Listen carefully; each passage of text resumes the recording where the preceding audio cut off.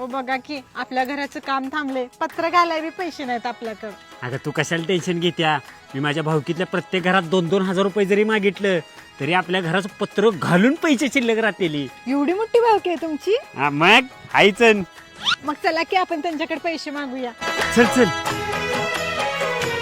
बोला की भाऊजी. माझं घर अपूर्ण राहिले, जरा 1-2 हजार रुपये उसणं लागणार होतं.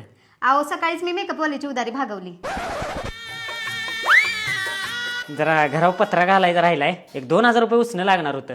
अरे वैभव, सकाळीच बाजार भरला मी घरातला, आता कशात 1 रुपया नाही माझा. बरोबर. आप्पा, घराचं काम जरा अपूर्ण राहिले, मला 2 हजार रुपये उसणं द्या की. अरे वैभव, कालच बोलायचं नाही का? कालच मी मस आणली. बरोबर, राहू दे.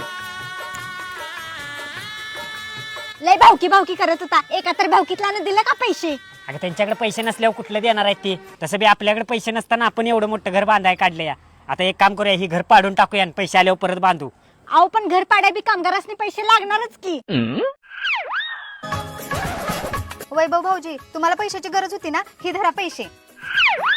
माझ्या भाऊकीतली तुम्ही देवासारखी माणसं भेटला सा, आता ह्या पैशात माझं घर पूर्ण होणार. अहो पूर्ण करायसाठी नाही, पाडायसाठी दिल्यात. अहो तुम्हाला पाड्यासाठी पण लागणार होते ना का पैसे?